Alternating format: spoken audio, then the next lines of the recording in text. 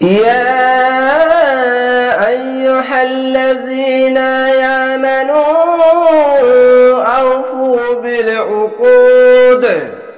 কলকলা করলাম। আপনারা এইভাবেই পবিত্র কোরআন রিডিং করতে পারবেন। প্রথমে এই শব্দটি কিভাবে আমি পড়ি, প্রথমে রিডিং করব, আবার বানান করে পড়ব, এবং কোন শব্দগুলো কিভাবে উচ্চারণ করতে হবে বা কোথায় আলিফ টেনে পড়তে হবে এই বিষয়গুলো অনেক সহজেই শিখতে পারবেন। তাহলে এই শব্দটি কিভাবে পড়ি, যদি ভালো লাগে তাহলে পুরো ভিডিওটি দেখবেন, যদি ভালো না লাগে তাহলে আপনারা স্কিপ করে চলে যেতে পারেন। ইয়া আইয়ুহাল, ইয়া খাজর ইয়া, চিকন চিহ্ন মাদ্দা আরজি 3 আলিফ টেনে পড়বেন। হামজা ইয়া আই, ইয়া আই, ইয়া পেশ ইউ, হাল হামজা হাল, ইয়া আইয়ুহাল। এইভাবে প্রত্যেক শব্দে শব্দে প্রথমে রিডিং পড়ব, আবার বানান করে পড়ব, এবং যে বিষয়গুলি আপনাদেরকে জানাতে হবে বা জানতে পারেন না ওই বিষয়গুলি অনেক সহজেই শিখতে পারবেন। লাযিনা, লাম জবর লা, জাল ইজি, লাযি, নুন জবর না, লাযিনা। আরেকটি গুরুত্বপূর্ণ এখানে এই বিষয়টি তুলে ধরা হয়েছে, কেননা পবিত্র কোরআনে 7টি গুণনা আছে। এই 7টি গুণনার বিষয় অনেক সহজেই শিখতে পারবেন। যেরকম এখানে দেখেন, এই দেখেন ইকফা মিম সাকিন গুণনা, এখানে দেখেন ইকফা মিম সাকিন গুণনা, তো এই বিষয়গুলি অনেক সহজেই শিখতে পারবেন। যেরকম ইকফা গুণনা, এখানে দেখেন ইকফা গুণনা এবং কালার সাথে কালার মিলিয়ে রেখেছি যেন আপনারা অনেক সহজেই পবিত্র কোরআন বুঝে রিডিংও সুন্দরভাবে পড়তে পারেন। তো অবশ্যই শুরু থেকে শেষ পর্যন্ত ভিডিওটি দেখবেন। আমানু, হামজা খাজর আ, আলিফকে হামজা পড়বেন, যদি আলিফের উপর নিচে জেড জাবার পেশ বা যে কোন জিনিস আসলে আলিফকে হামজা পড়বেন। মিম জবর মা, আমা, নুন অপেশ নু, আমানু। এই যে চিকন চিহ্ন মাদ্দা আরজি 3 আলিফ টেনে পড়বেন। আউফু, হামজা অজবর আউ, ফা অপেশ ফু, আউফু, পেশের পাশে অসাকিন 1 আলিফ টেনে পড়বেন। বিল, বা লামজের বিল, উকুদ, প্রথমে 3 আলিফ টেনে পড়বেন, মাদ্দা আরজি দিয়ে কলকলা করবেন। কলকলা কেন হচ্ছে, এখানে দাল, কলকলা শব্দ হচ্ছে 5টি, এর উপরে সাকিন থাকবে। যেরকম দাল, দালের উপর সাকিন, এখানে দেখেন দাল, তো এখানে জের আছে কেন, এখানে দেখেন আয়াত আছে, থামতে গেলে এই জের মনে মনে বাদ দিয়ে সাকিন মনে মনে দিতে হবে, দিয়ে কলকলা করতে হবে। কেন, সাকিন থাকলেই এই কলকলা হয়, তার জন্য এখানে থামা ভালো, তার জন্য শেষ অক্ষর সাকিন দিয়ে পেশের পাশে অসাকিন 1 আলিফ টেনে পড়তে হয়। শেষ অক্ষর সাকিন দিলে 1 2 3, 3টি অক্ষর 3 আলিফ টেনে পড়বেন, দিয়ে কলকলা করবেন। তো কিভাবে, বিল উকুদ, এভাবে ধাক্কা মেরে নিচের সাউন্ড আসবে। উহিল্লাত, হামজা পেশ উ, হা লামজের হিল, লাম তাজওয়ালাত, উহিল্লাত লাকুম।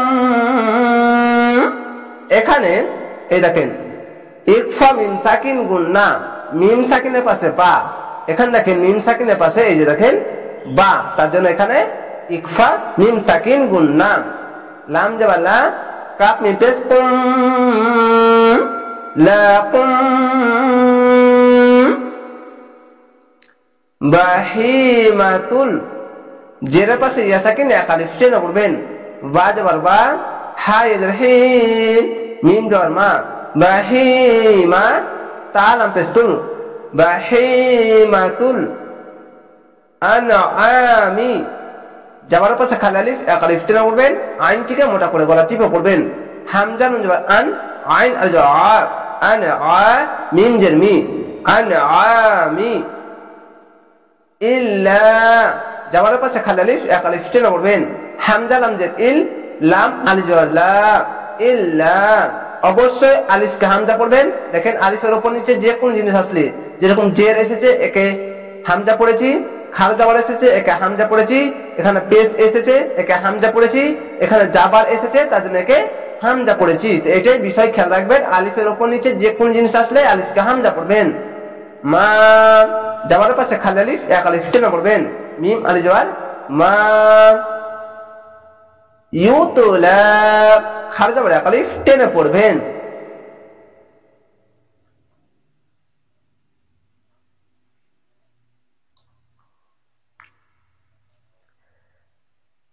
আলাইকুম, আইন জবর আ, লাম ইয়া লাই, আলাই, কাফ মিম পেশ কুম, আলাইকুম। গায়রা, গাইন ইয়া জবর গাই, রা জবর রা, গায়রা। মুহিল্লিশ, এই সাদের সঙ্গে মিলবে। মিম পেশ মু, হালাম জের হিল, মুহিল, লাম সজর লিশ, মুহিল্লিশ।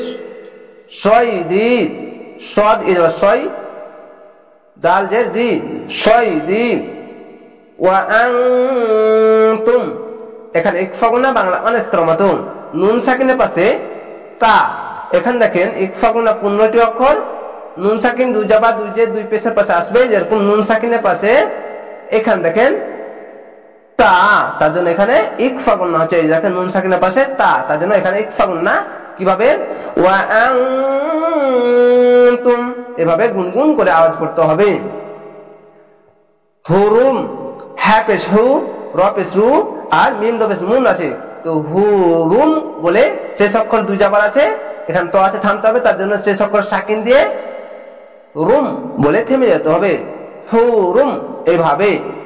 ইন্নাল, এখানে ওয়াজিব গুন্না। ওয়াজিব গুন্না কেন? এখানে ওয়াজিব গুন্না দুটি অক্ষর মিম এবং নুন, এই দুটি অক্ষরের উপরে তাসদীদ আসলেই হবে, যেরকম নুনের উপরে তাসদীদ, তার জন্য ওয়াজিব গুন্না হচ্ছে। হামজা নুন জের ইন, নুন লাম জবর নাল, ইন্নাল। লাহা, খার জবর এক আলিফ টেনে পড়বেন, এবং আল্লাহ লেখা থাকলে ডান পাশের অক্ষরটি দেখবেন, উপরে জাবার বা পেশ থাকলে আল্লাহ লেখাটি মোটা করা হবে। লাম খায় ল, হা জবর হা, লাহা।